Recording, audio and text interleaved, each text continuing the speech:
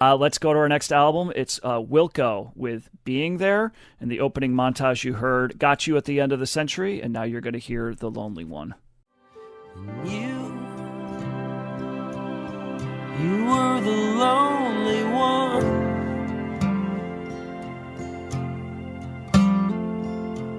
You were the lonely one.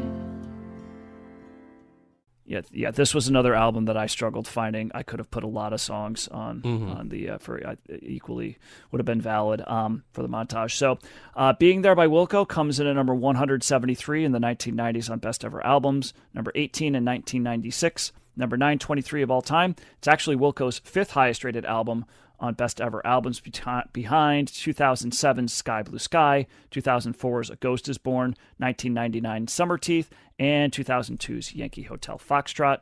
Being There did not make Rolling Stone's list, and Wilco is ranked number 58 of overall artist rankings on Best Ever Albums. So as Josh mentioned earlier, this is Wilco's second studio album. It was released on October 29th, 1996. Genres are alt country and country rock. The highest charting album that Wilco has is a tie, actually, between 2007's Sky Blue Sky, 2009's Wilco the Album. Both of those hit number 4 in the U.S. charts. Their highest charting single is 2009's You Never Know, which hit number 1 on the U.S. Adult Alternative chart and number 40 on the U.S. Hot Rock and Alternative chart. So their influences, no surprises here, include Graham Parsons, the Beach Boys, Neil Young, the Beatles, Woody Guthrie, Replacements, Big Star, Bob Dylan, Hank Williams, the Byrds, Rolling Stones, and Waylon Jennings. And so this is kind of a continuation. We haven't covered Wilco before, but we did cover Sunvolt. We covered Sunvolt and Uncle Tupelo, and Uncle Tupelo was, of course, the band that broke up, formed Wilco and Sunvolt. So this happened in 1994 after Jay Farrar quit Uncle Tupelo, and he goes off to form Sunvolt. And then the other kind of frontman of that who became one of the other frontman of that group, Jeff Tweedy, took the rest of the remaining members of Uncle Tupelo and formed Wilco. That included bassist John Stirratt, Ken Coomer on drums, and a multi-instrumentalist named Max Johnston. And they actually considered keeping the name Uncle Tupelo, but they decided to change to Wilco, which is the military abbreviation for Will Comply. And so they began pretty much a couple weeks after Uncle Tupelo broke up. Wilco, started to record their debut album in June of 1994. They also signed a record deal with Reprise Records. And actually, it's interesting to read this because I didn't know about this, but Jeff Tweedy wanted kind of more of a collaborative writing effort on this record. So he invited a lot of the other members to, write and present material. But really all that yielded was one track off their debut album, AM, that was written by another member. That was John Stirratt. That song, It's Just That Simple. So that's on the record, and it was the last time that the band would release a song in which the lyrics were written solely by someone other than Jeff Tweedy. So that's pretty much been Jeff Tweedy's band, kind of since then. So the Sunvolt's debut album, Trace, which we did cover that one, I believe, a while back, that's outsold AM and was met with higher critical praise as well. So Wilco looked at AM as kind of a failure, and so they wanted to there was kind of a concerted effort to expand their sound a little bit with this record and go in a little bit different directions and do some more experimentation. They brought in another multi-instrumentalist named Jay Bennett, who's on this record. Jeff Tweedy particularly liked him because he could play the keyboards, and nobody else could play the keyboards in the band, so that makes its way onto the record. They also brought in Bob Egan to play slide guitar in some tracks, and later on he was added as a member of the band. Not too long after this record was released, Max Johnston left the band because he saw his role diminished in favor. Jay Bennett kind of took over as the main multi-instrumentalist, so he leaves. And so a lot of the songs for this record were written during the tour behind AM. and Jeff Tweedy began writing these songs with lyrical content, kind of reflecting the relationship between a musical artist and a listener. So you guys might have picked up on some of those lyrics or themes in here, where it's, you know, from the perspective of a fan watching a band, or the band talking about the fans. That like type the of, lonely one. That type of dynamic. Exactly, Josh. Yeah. Here you go. Yes. So this was a difficult time, a transitional time for Jeff Tweedy. Talk about getting older, John. He was going through a lot because, you know, he's coming to terms with being married and having a mortgage and a new baby and trying to make something artistically fulfilling and trying to support his family and all that. So he's dealing with some stress during this record. And the name of the album was named after a Peter Sellers film of the same name. Because they believed that Peter Sellers' character Chance had an analogous mentality to the mindset of the record. So, have you ever seen that movie, Josh? Oh, yes, I own it. I love it. It's great. Oh, there you go. That's for your letterbox. There you go. Mm-hmm. And then one final fact here that I found this interesting. So guys, this was actually a double album, and they recorded 30 songs initially, and they ended up whittling them down to the 19 that made it on the record. Jeff Tweedy wanted to release it as a double record, but he also didn't want the fans to be charged for the double album rate, which was roughly around $30. Jeez.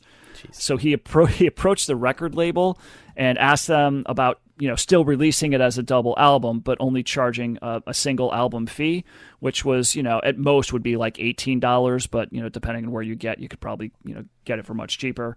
So the label eventually agreed, but under one condition, that they asked Jeff Tweedy to give up his royalties, which he did, interestingly enough. By 2003, it was estimated that this move cost Jeff Tweedy around $600,000, and I'm sure that has increased since then.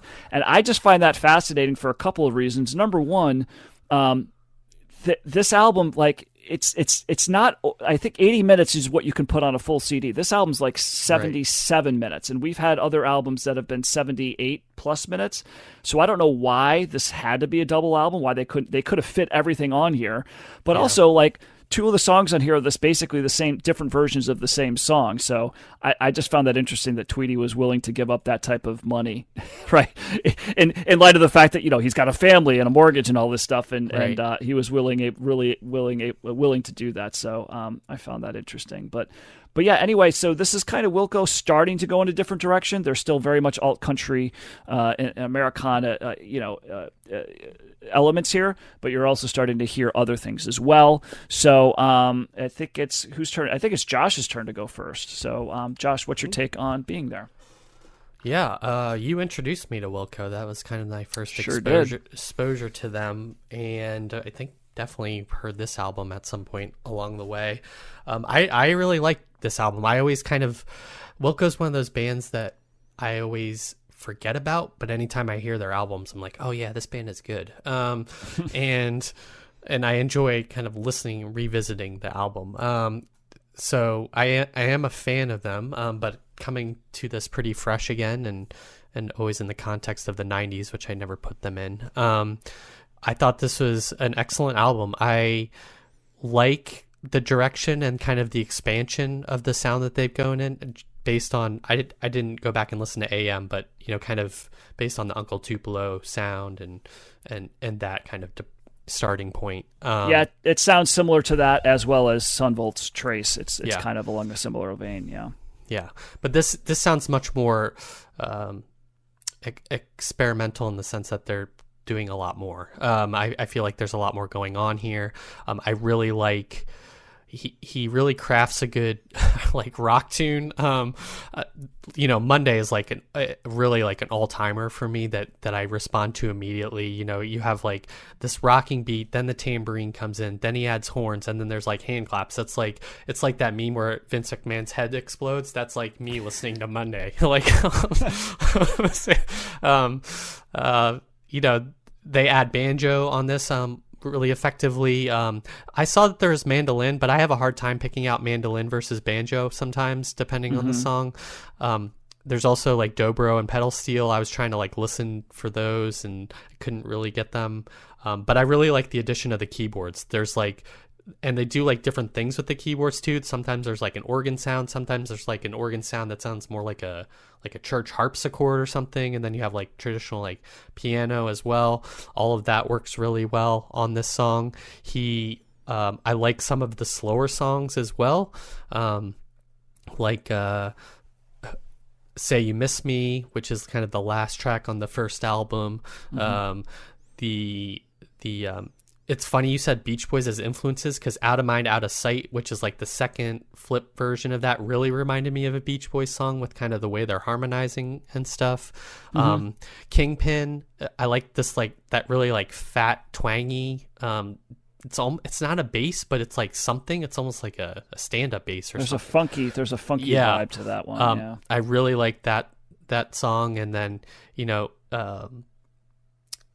Dreamer in My Dreams has kind of got this, it's the last track's got a honky tonk sound, and Lonely One I really liked as well. You kind of like, there's so many, for being a double album, being over an hour, I really kind of enjoyed listening and going on the journey through this song. I thought sometimes, we talk about one album being stronger than the other. I thought there's enough good songs on both that I really kept my interest throughout. Maybe the first album is a bit stronger, but I really liked all of it. Misunderstood's such an interesting kind of opening track. They start with like this distorted guitar, and it sounds nothing like the rest of the album. And that song itself transitions into kind of a more traditional like alt country song, but they're really like kind of throwing you off in the beginning, and maybe due to the title of the song, I don't know, or just kind of putting you on a different thing. And there's also kind of a sing-along, like Gillian Welch, some of the songs have a sing-along quality to them that I really like. So he really kind of weaves, and the band really weaves kind of, this album is alt country, but it's also kind of more than that. And so I really appreciate that.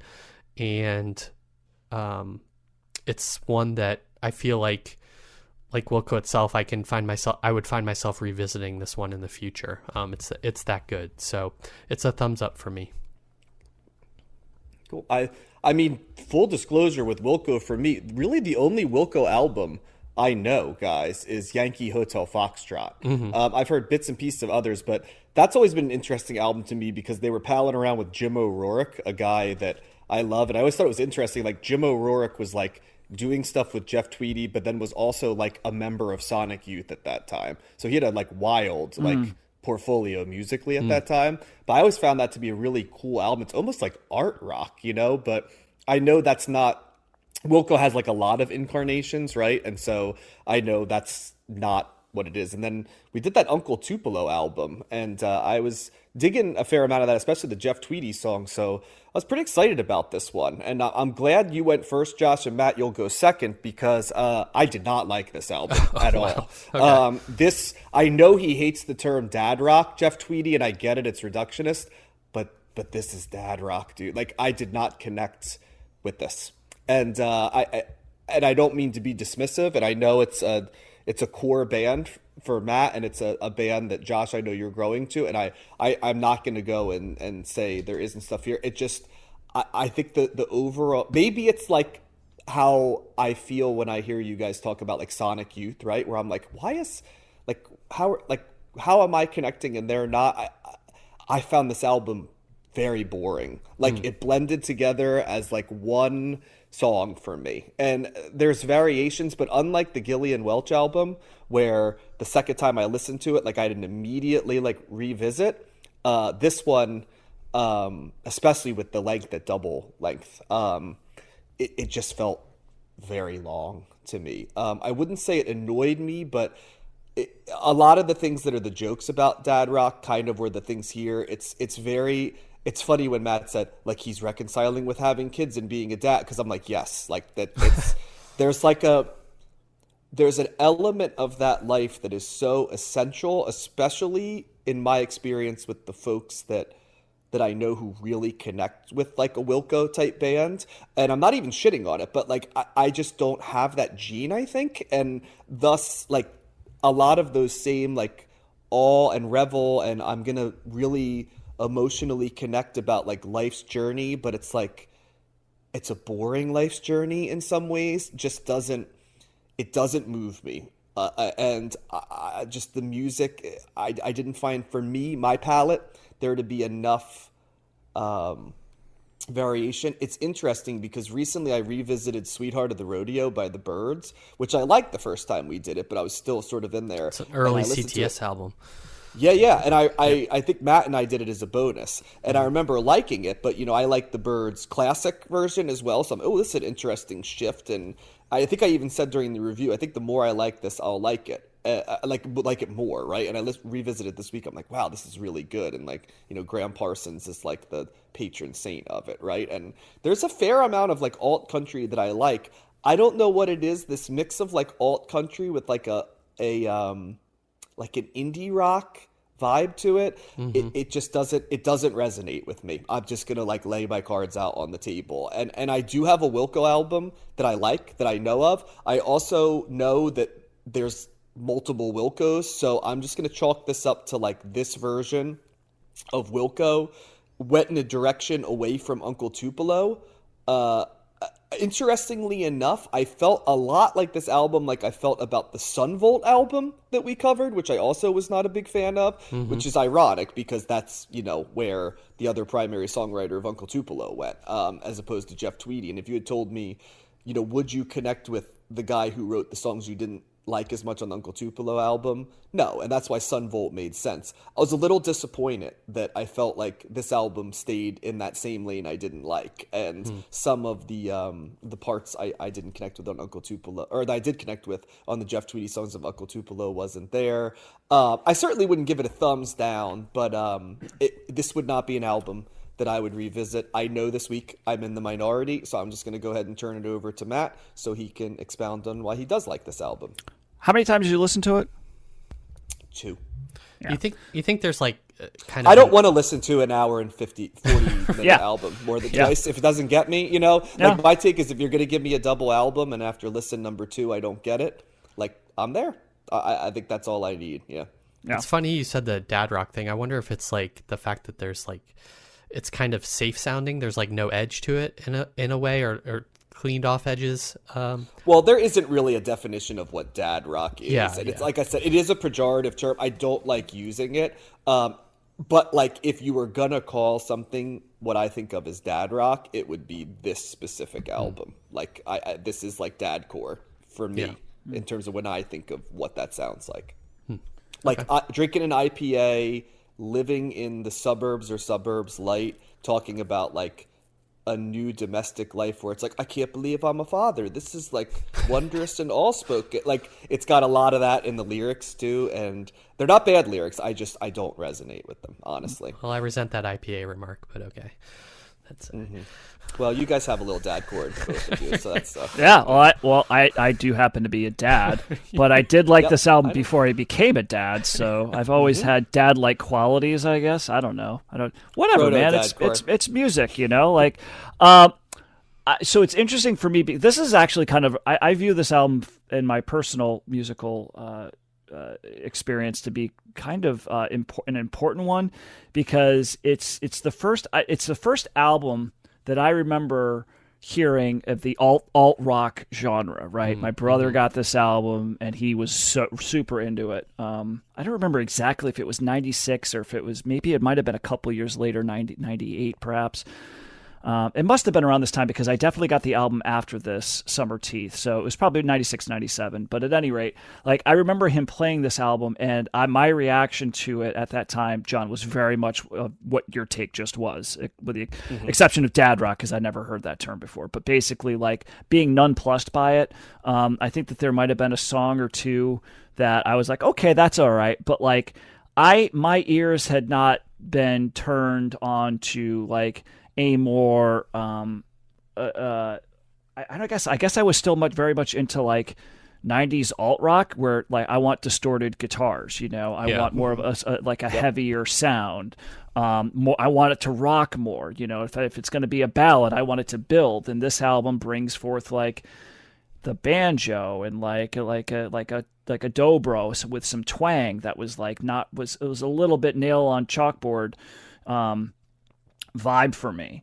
And so I was just like, and my brother was like, they're so great. Like, he just loved it. And I was like, I'm not getting it, man. Like, and I don't remember how it happened, but slowly, I guess it just got beaten into me where I was like, okay, like, I think I like it a little bit more, to the point where I actually bought the record and started liking it more by the time I was in college. And I still love it to this day. So this album to me is kind of an important, I guess, crossroad moment that kind of then I started getting into Uncle Tupelo and Sun Volt and Lucinda Williams and Steve Earle and Marat and all these other, and the old 97s and all these kind of like other bands and artists that were kind of in this alt rock genre, or alt country. Avett Brothers, for sure.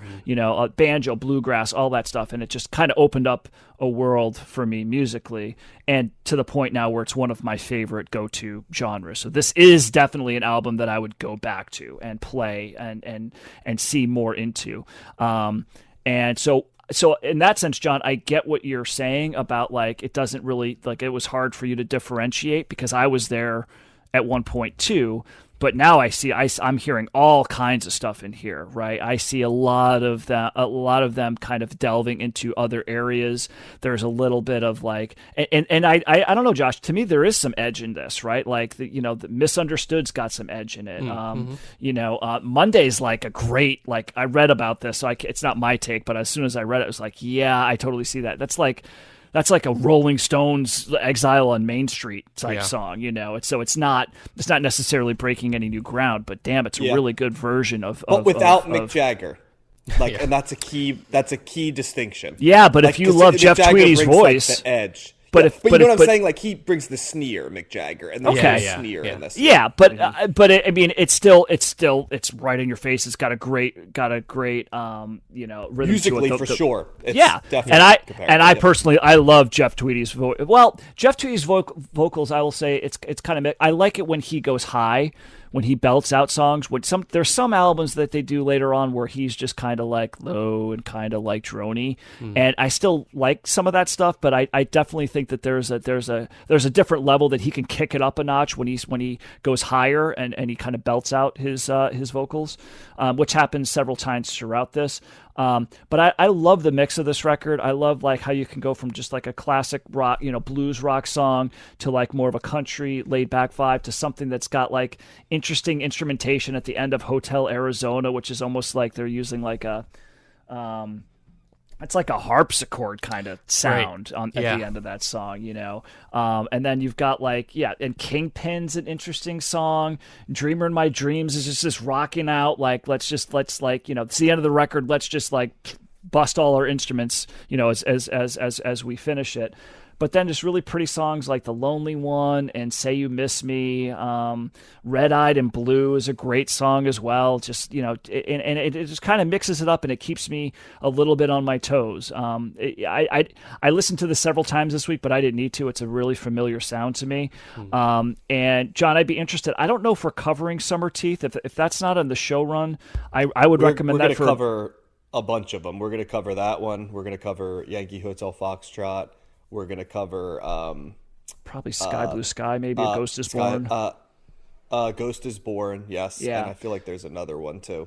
So I think there's 5 overall we cover. Okay. I'm particularly interested in your take on Summer Teeth, because that one's almost like, this is let's do the Beach Boys is kind of like what Summer, I've always, it's a very poppy, and it's a different sounding record than this, and it's, and that's the album I was like, wow, they're really trying to do something different. And then Yankee Hotel Foxtrot came out, so I reserve the right to like Wilco, because there's stuff that I know I like from them, and I also know they are not a monolith. Right? That they're not the same band over and over. It just, for whatever reason, this version of them just doesn't speak to me. And like I said, I get it. When it took me a while. It took me like probably well over a year and a half to like actually start to give this more of a shot and start to like it. But I'm really glad I did. It's probably not going to go down as like one of my top albums of the 90s. God, that's going to be so hard, by the way, guys, to pick 20 albums from the. I know John's got his thing already, and even if I have that, which I've not been working on it as diligently as I should, but it's still going to be tough, because there's lots of freaking elite and great albums that I'm going to be like, I don't know. I just like throw it at a dart at the board and see what it comes up with. But Matt so this reads 100 albums in a row, like his list. Yeah, pretty much. Like here they are. But so this isn't going to make that, but it does. It's kind of one of the more important albums that I've come across because of just how it opened up and ended up opening up so much for me musically. And I still love it today. And I think there's variety, and they're great, man. Freaking Wilco. And for me, because I know this album so well, yeah, it's over an hour, but this album it flies by for me. It's it doesn't, and I think for some reason, like the breaking up of the two records makes it seem shorter, but I know that it's not. So that I guess for albums that I'm really familiar with and that I really like, and I see enough variance in, an hour that doesn't bother me. So yeah.